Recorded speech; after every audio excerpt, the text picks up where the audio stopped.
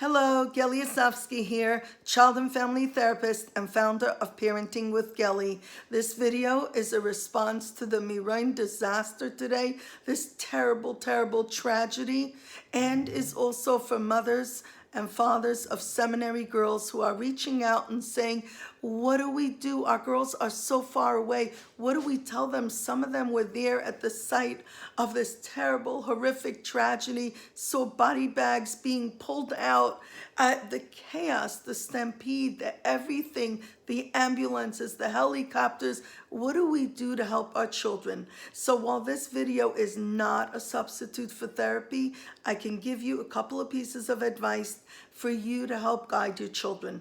Okay? Number one, it's important to tell your children that there's no right or wrong way that a human being responds to a tragedy. So if they're feeling chaotic, if their moods are upside down, if they're laughing 1 minute, crying the next minute, if they're having multiple images of the tragedy flashing through their brain, if they're sleeping too much, sleeping too little, don't want to come out of bed, don't want to talk nonstop, all of this is completely normal because there's no right or wrong.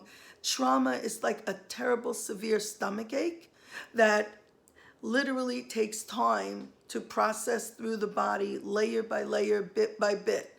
So we can tell our girls that it will take time. For some of them, it'll be a few days. For some of them, it'll be a week. But up to 2 weeks is a very normal amount of time for people to be feeling flooded, overwhelmed, chaotic, and not being able to sort through anything and function, okay? That's how human beings take in such a severe shock. So we want to normalize some of this. Along that line, it is very important, mothers, that you get the seminaries to bring in crisis teams like High Lifeline or the EMDR crisis team in Eretz Yisrael to help the girls be able to process what's going on.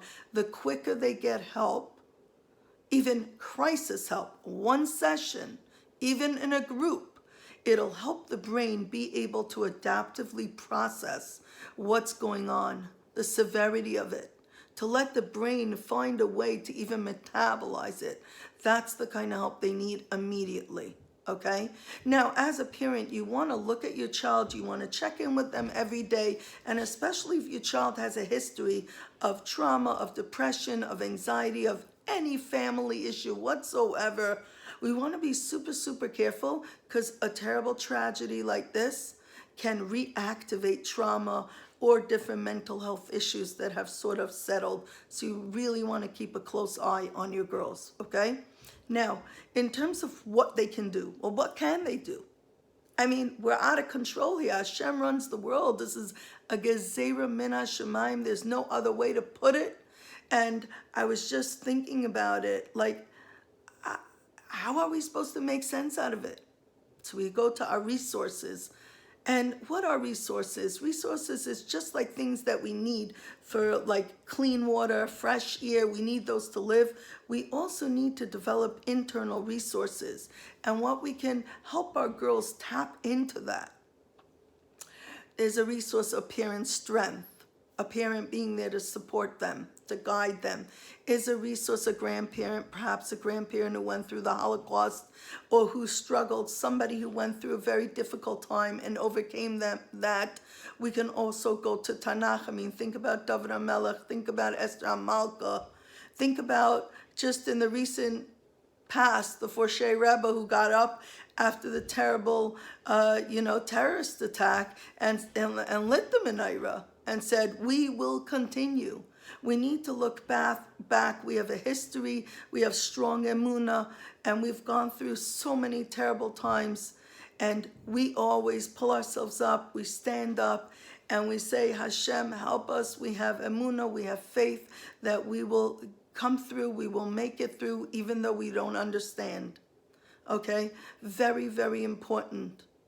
So, we also want to help the girls develop what's called a safe place. A safe place means when the brain is going upside down, and we really want to help them find something that they can hook onto that could give them a feeling of safety. So it may be thinking about my bed back home. it could be the kitchen table where I had, like, you know, my mother's yummy cake and, you know, late night conversations, or fun times that were spent on a vacation, or visits with family, anything that can help them feel grounded.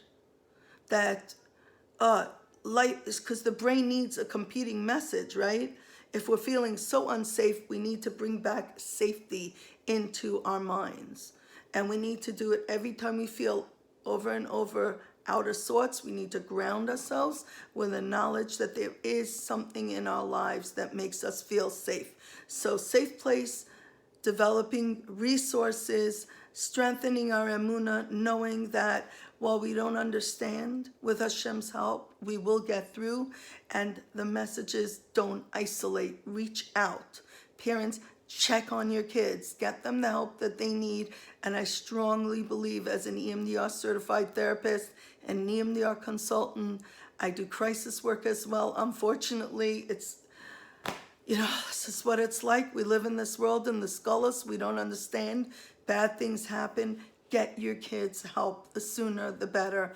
One session can do a tremendous amount of help.